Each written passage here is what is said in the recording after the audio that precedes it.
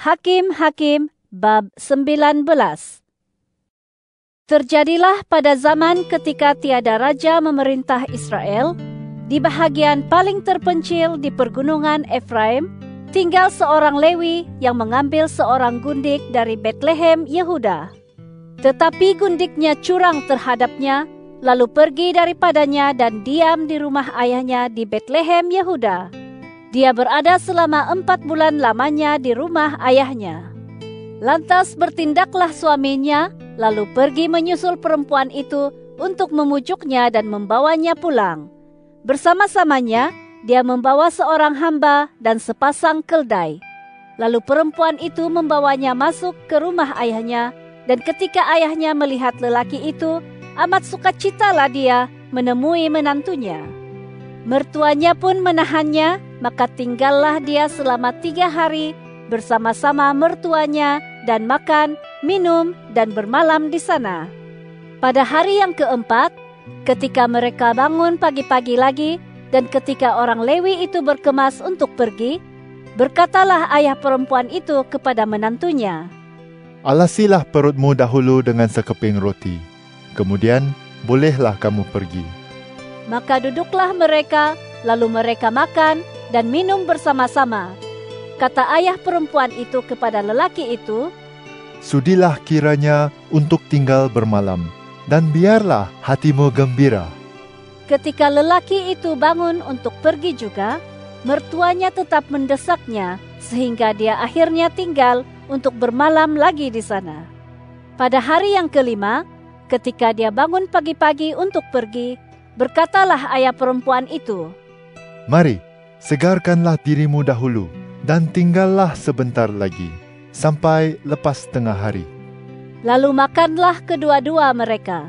Ketika lelaki itu bangun untuk pergi bersama-sama gundiknya serta hambanya, berkatalah mertuanya kepadanya, "Lihatlah, hari sudah menjelang petang, dan matahari telah mulai turun. Baiklah tinggal bermalam, lihat, matahari hampir terbenam. Bermalamlah di sini, dan biarlah hatimu gembira. Esok kamu dapat bangun pagi-pagi untuk berjalan dan pulang ke rumahmu." Akan tetapi, lelaki itu enggan bermalam lagi di situ, lalu dia berkemas dan pergi.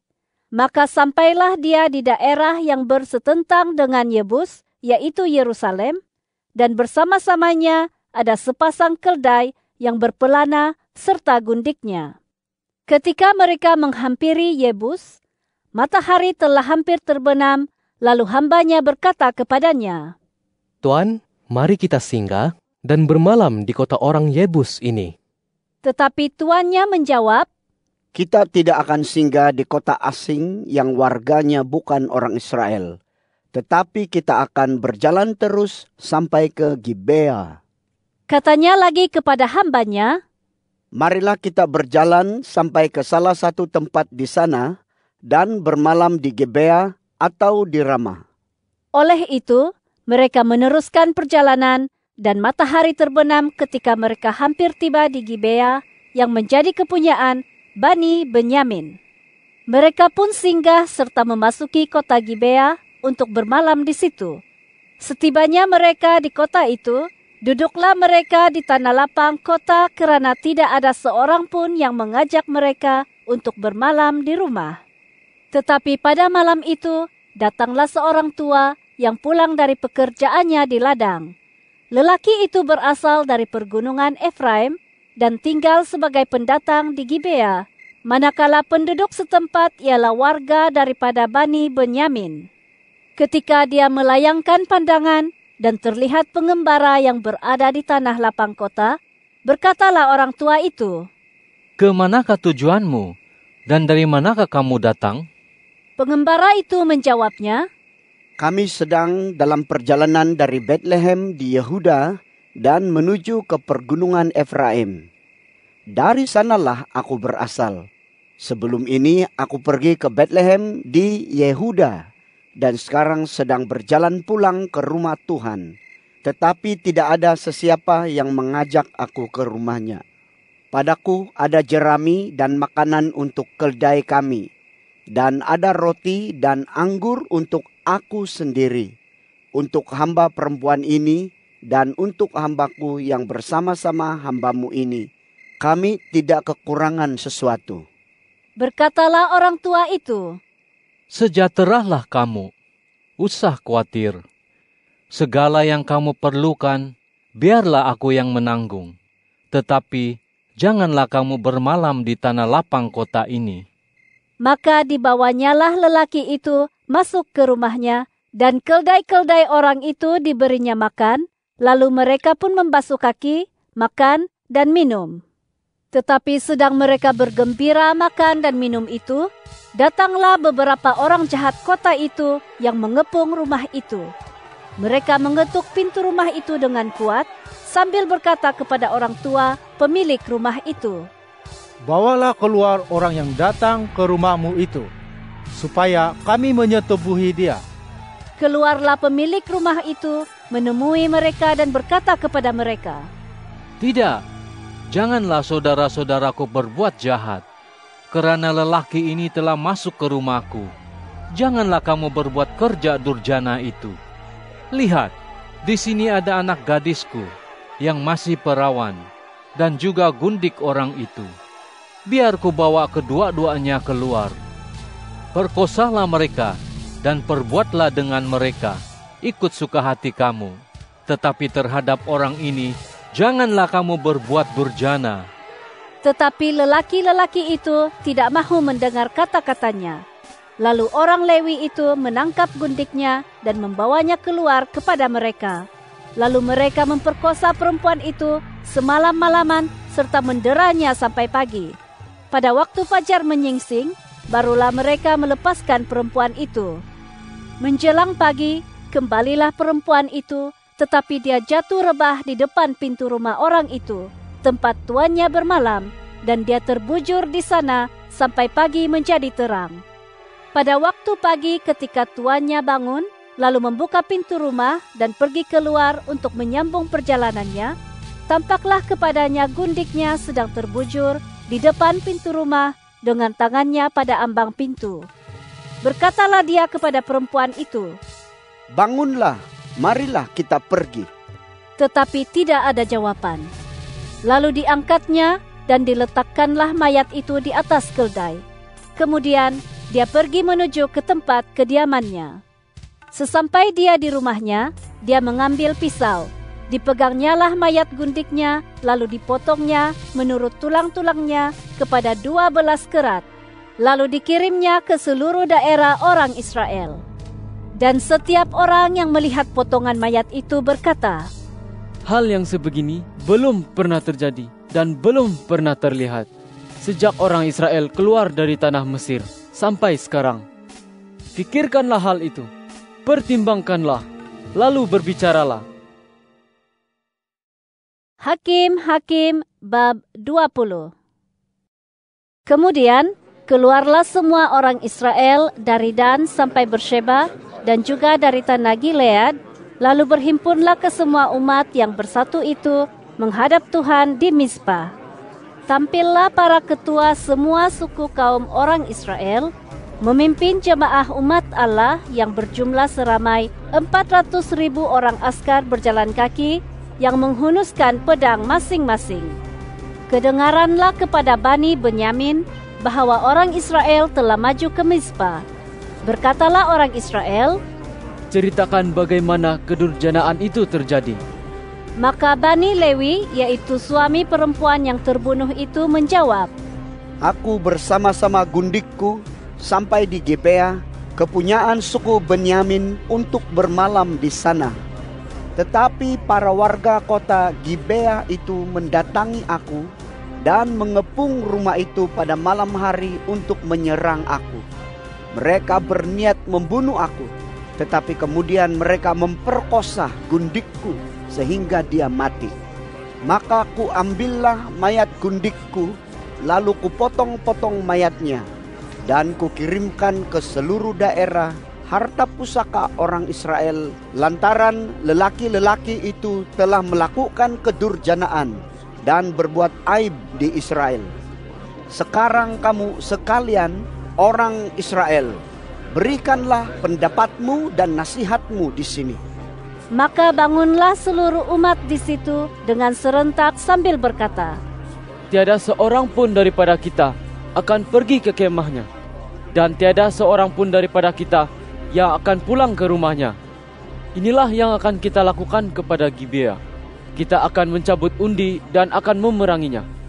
Daripada seluruh suku Israel, kita akan memilih 10 orang daripada setiap 100 orang, 100 orang daripada setiap 1000, dan 1000 orang daripada setiap 10.000 untuk membekalkan makanan bagi tentera ini, supaya sesudah mereka pergi ke Gibea Benyamin, mereka akan melakukan yang setimpal dengan segala perbuatan durjana yang telah dilakukan mereka dalam kalangan orang Israel.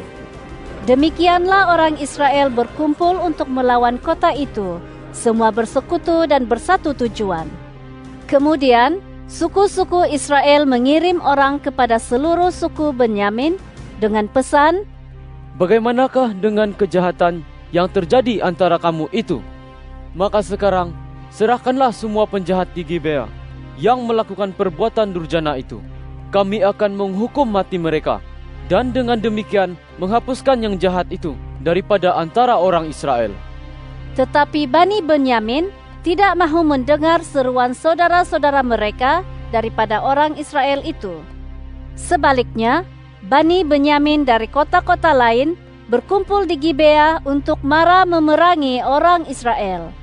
Pada hari itu, Bani Benyamin mengerahkan dari kota-kota lain itu 26.000 orang yang bersenjatakan pedang, belum termasuk penduduk Gibea, sejumlah 700 orang pilihan itu. Daripada seluruh bala tentera itu, ada 700 orang pilihan yang kidal, dan setiap orang daripada mereka dapat menggunakan tarbil dengan tepat, walaupun sasarannya cuma sehelai rambut. Jumlah orang Israel dihitung seramai 400.000 orang, tidak termasuk suku Benyamin, dan kesemua prajurit itu menghunuskan pedang. Berangkatlah orang Israel lalu marah ke Betel. Di sana mereka bertanya kepada Allah, Siapakah daripada kami yang patut marah dahulu untuk berperang melawan Bani Benyamin? Jawab Tuhan, Suku Yehuda yang harus marah dahulu. Warga orang Israel bangun pagi-pagi dan berkemah mengepung Gibea. Kemudian orang Israel maju berperang melawan suku Benyamin dan menyusun barisan perang melawan mereka dekat Gibea. Lalu Bani Benyamin marah menyerang dari Gibea dan menggugurkan ke bumi 22.000 daripada orang Israel pada hari itu. Tetapi tentera orang Israel saling memberikan perangsang dan mengumpulkan segenap kekuatan mereka, lalu menyusun semula barisan perang di tempat mereka menyusun barisan pada mulanya. Kemudian pergilah orang Israel menangis di hadapan Tuhan sampai petang. Sesudah itu, mereka bertanya kepada Tuhan, Perlukah kami pergi lagi berperang melawan Bani Benyamin, saudara kami itu? Jawab Tuhan, Majulah melawan mereka.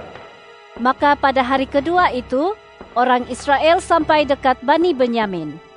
Marahlah suku Benyamin dari Gibea menyerbu mereka, dan gugurlah ke bumi 18.000 orang daripada orang Israel, kesemuanya tentera yang berpedang.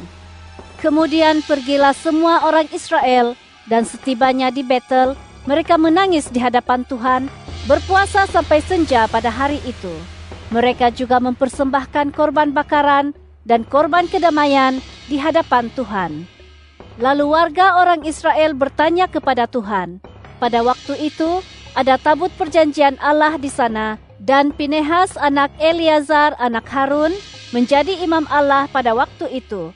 Kata mereka, Haruskah kami marah sekali lagi untuk berperang melawan Bani Benyamin, saudara kami itu? Atau haruskah kami hentikan peperangan ini? Jawab Tuhan, Majulah, kerana esok aku akan menyerahkan mereka ke dalam tanganmu. Lalu orang Israel menempatkan askar penyerang hendap di sekeliling Gibea. Pada hari ketiga, marahlah askar orang Israel melawan Bani Benyamin dan menyusun barisan untuk melawan Gibea seperti yang pernah dilakukan mereka dahulu. Maka majulah Bani Benyamin menyerbu tentera itu dan mereka dipancing keluar dari kota. Seperti yang pernah dilakukan dahulu, mereka mulai menyerang dan membunuh pasukan askar Israel di padang dan juga di jalan raya, yaitu satu yang menuju ke Betel dan satu lagi ke Gibea. Kira-kira 30 orang Israel terbunuh. Maka kata Bani Benyamin, mereka itu telah tumpas oleh kita, seperti pada mula-mula dahulu juga. Tetapi warga orang Israel telah bermuafakat lebih dahulu. Marilah kita lari dan memancing mereka dari kota ke jalan-jalan raya. Jadi orang Israel bangun dari tempatnya dan menyusun barisannya di Baal Tamar. Sedang orang Israel yang mengadang itu tiba-tiba keluar dari tempatnya, yakni tempat terbuka dekat Geba. Maka tibalah orang pilihan daripada seluruh Israel seramai 10.000 orang di depan Gibea. Berlakulah pertempuran yang dahsyat, tetapi Bani Benyamin tidak tahu yang malapetaka datang menimpa mereka. Tuhan membuat suku Benyamin tumpas di tangan orang Israel, dan pada hari itu orang Israel memusnahkan 25.100 orang daripada Bani Benyamin, semuanya askar yang bersenjatakan pedang. Bani Benyamin melihat bahwa mereka telah dikalahkan. Sementara askar orang Israel berundur di depan suku Benyamin, kerana mereka bergantung kepada para penyerang hendap yang ditempatkan mereka untuk menyerang Gibea. Dengan segera, para penyerang hendap itu menyerbu Gibea. Mereka bergerak maju dan menyerang seluruh kota itu dengan mata pedang. Tetapi orang Israel sudah bermuafakat menentukan isyarat, yaitu untuk menaikkan gumpalan asap tebal dari kota itu. Ketika orang Israel berundur dalam pertempuran itu, suku Benyamin menyerang orang Israel dan terbunuhlah kira-kira 30 orang. Maka Bani Benyamin terpikir, tentulah orang Israel ini kita kalahkan sama sekali seperti dalam pertempuran yang dahulu. Tetapi pada waktu itu, gumpalan asap mula naik berkepul-kepul dari kota itu. Suku Benyamin menoleh ke belakang, lalu terlihat seluruh kota itu terbakar sampai apinya naik ke langit. Lalu maju semula orang Israel, lantas gementarlah Bani Benyamin yang melihat bahwa malapetaka sudah datang menimpa mereka. Mereka pun lari dari depan orang Israel itu ke arah gurun. Akan tetapi, mereka tidak dapat menghindari pertempuran itu kerana orang Israel dari kota-kota pula menyerang mereka di tengah-tengah kalangan mereka sendiri. Orang Israel mengepung suku Benyamin, lalu mengejar mereka dengan tidak henti-hentinya dan menumpaskan mereka di depan kota Gibea di sebelah timur. Maka terkorban seramai 18.000 orang Benyamin, kesemuanya perwira yang gagah perkasa. Yang lainnya berpaling, lalu lari ke gurun, ke bukit batuan Rimon. Tetapi di jalan-jalan raya pula, masih ada 5.000 orang Benyamin yang diburu sampai Gidom, dan 2.000 orang daripada mereka ditumpas. Maka terkorban sejumlah 25.000 orang yang bersenjatakan pedang daripada suku Benyamin, semuanya perwira yang gagah perkasa. Tetapi 600 orang melarikan diri ke gurun di Batu Rimon dan tinggal selama 4 bulan di bukit batu itu.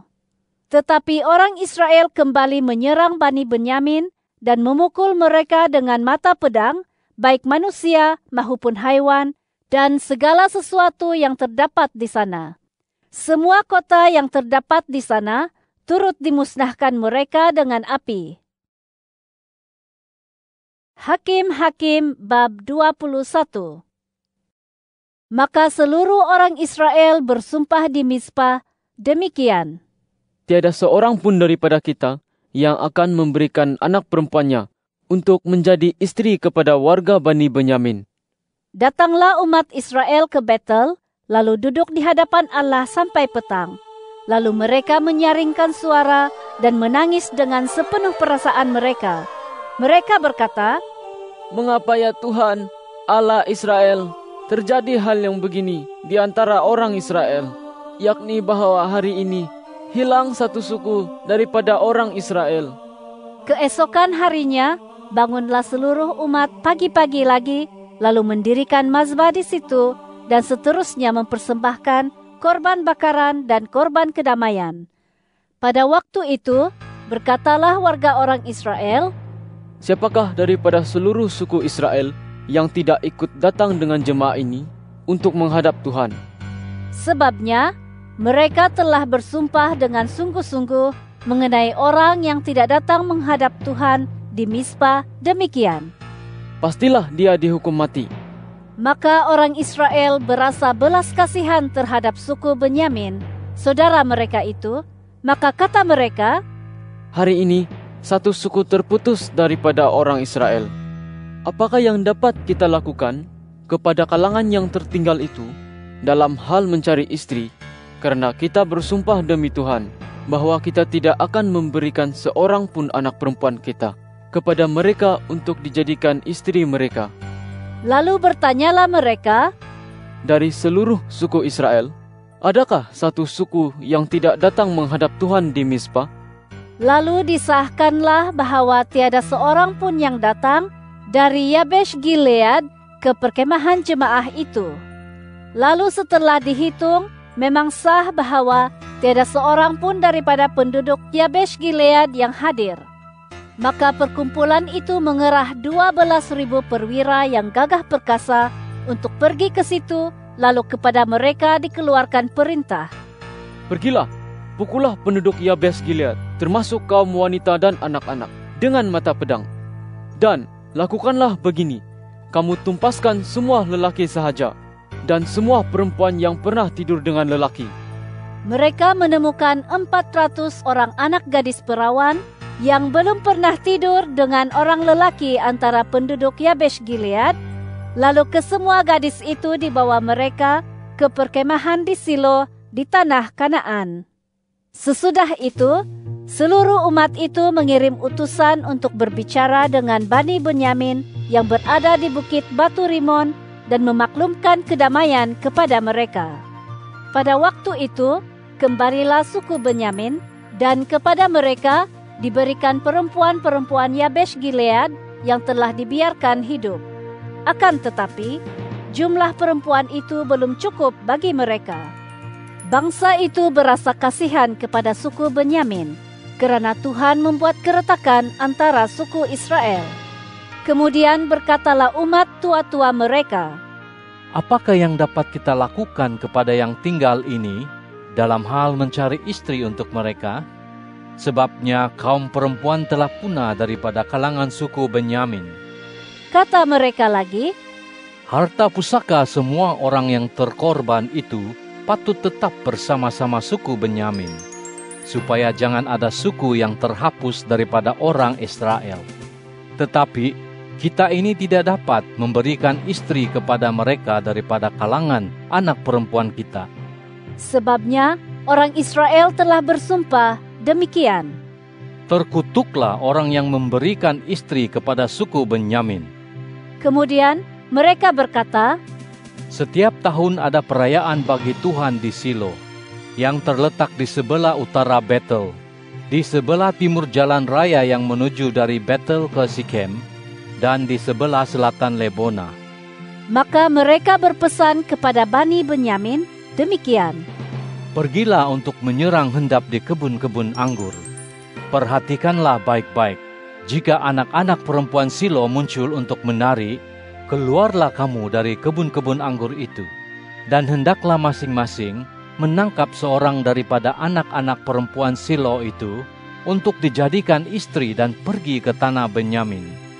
Apabila ayah atau saudara lelaki mereka datang untuk menuntut mereka daripada kami akan berkata kepada mereka, 'Kasihanilah mereka demi kami, karena kita tidak menawan istri-istri bagi mereka dalam peperangan. Namun, kamu tidak bersalah karena kamu tidak memberikan anak-anak perempuan itu kepada mereka.' Oleh itu, Bani Benyamin berbuat demikian. Gadis-gadis yang menari itu dirampas mereka untuk dijadikan istri. Jumlahnya sama dengan jumlah mereka. Kemudian mereka pulang ke harta pusaka mereka, lalu membina kota-kota mereka kembali dan mendiami kota-kota itu.